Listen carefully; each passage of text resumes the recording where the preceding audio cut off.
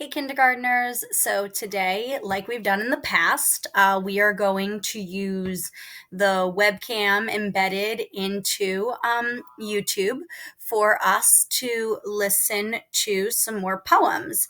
This story today is called There's a Zoo in Room 22. So, I love this story a lot because it kind of reminds me of my house with all of my animals. And what Judy Sierra did is she took some unusual pets and she wrote poems about them. We're not going to listen to the whole story. I've selected a few that we're going to listen to together. But then what I'll do is I'll post this link for YouTube on your lesson plan so that if you wanted to listen to the whole story, you could. Okay, so let's start. I'm going to let her read because the words are just a little too far away for me to read them.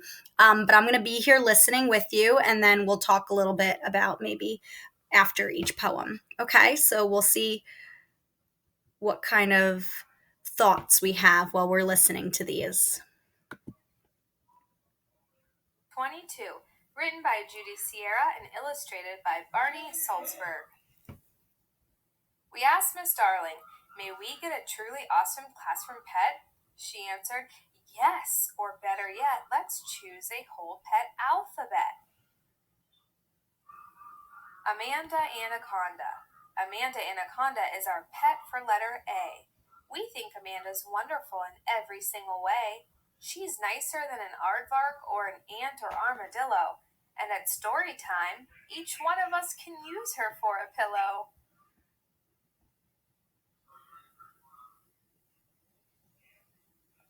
Boring Beetle Bill. Okay, so we're going to stop there. So I want you to think an anaconda. Do you think that that would make a good classroom pet or a very dangerous classroom pet? I don't know. The kids look like they're having fun sitting on Anaconda, but I would like to argue that it's probably a little dangerous. Okay, we're going to skip ahead and we're going to hear a little bit about Claude the cat. You're going to have to bear with me because sometimes my cursor disappears.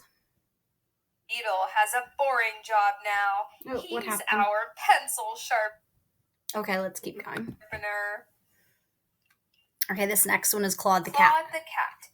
Presenting Claude, our classroom cat, the famous feline acrobat. At 9:15, Claude takes a walk across the chalkboard to the clock, salutes the flag, then grabs the pole, performs a triple forward roll, lands neatly on Miss Darling's lap, curls up and purrs and takes a nap. Our dog Doug. Do you think this is a rug? Nope, it's really our dog Doug. He lets us roll him like a log. Doug's a very lazy dog. For exercise, he snores and slobbers. Doug would never frighten robbers. He couldn't even catch a slug. What our dog Doug does best is hug. Aww. All right, I love that one. So I definitely wanted to hear the one about the cat and the dog. I love this. So in the background, it says, "Welcome to Grandparents' Day." And hilariously enough, they have a pet eel, which can't possibly be a good idea either. I think the cat and the dog, maybe, but definitely not a gigantic snake and an eel. All right, we're going to skip ahead to right here. Okay. Whoops, it went back a little too far.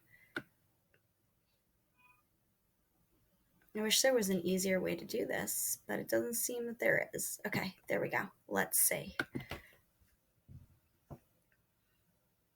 Fletcher, Fraser, Fred, and Floyd.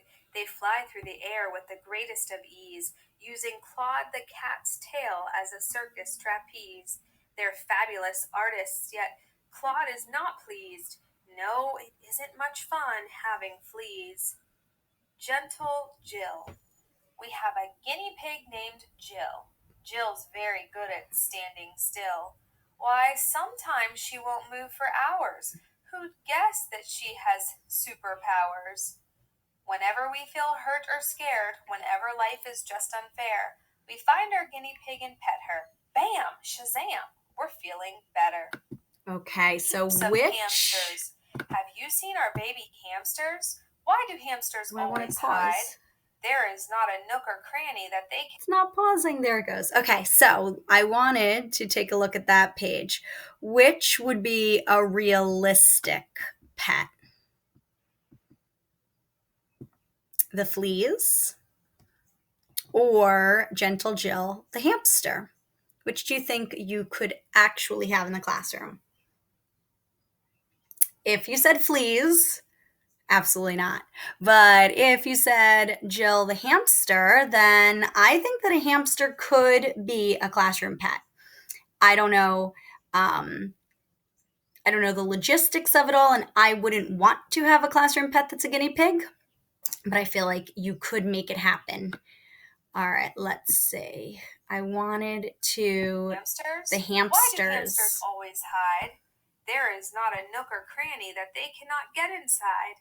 I found hamsters in my backpack, in my sleeve, and on my shoe.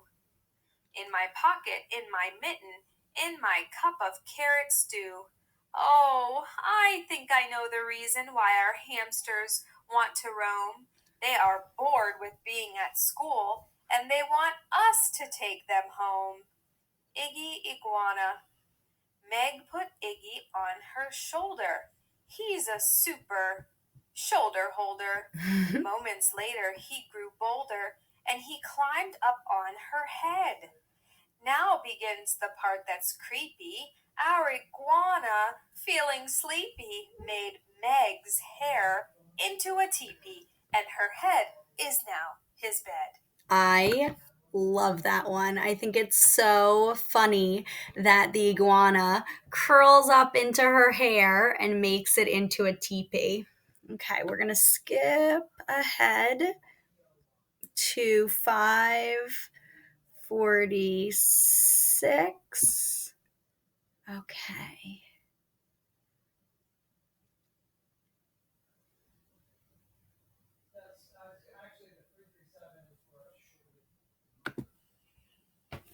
Nick the Newt, Mr. Smoot, our substitute, brought us Nick the surfing newt. The surfing newt. Most newts just nap, but not our Nick. Nick rides the waves on a popsicle stick. Otto Octopus. Otto is an octopus from underneath the sea, and in our class he's learned a lot about geometry. He couldn't wait to imitate a rectangle and a pentagon. He grew so bold he tried to fold into a hexaflexagon. A hexaflexagon. His tentacles got tied in knots. He could not move a muscle.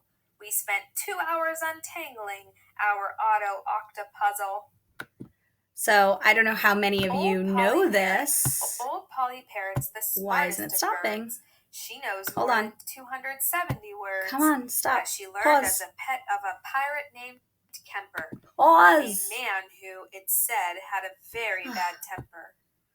Her first day in class, Polly opened her beak, and she was sent I'm to the trying to pause it. There we go.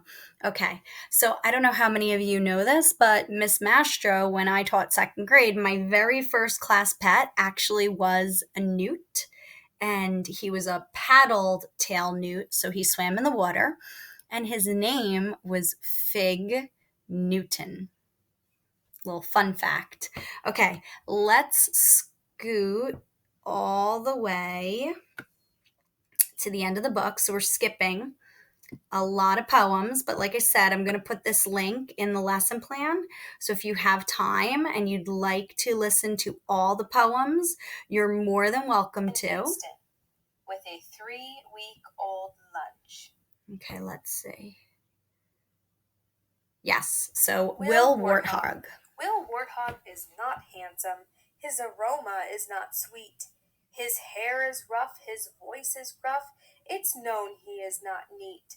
His tusks are rather hazardous. His brain's not very big.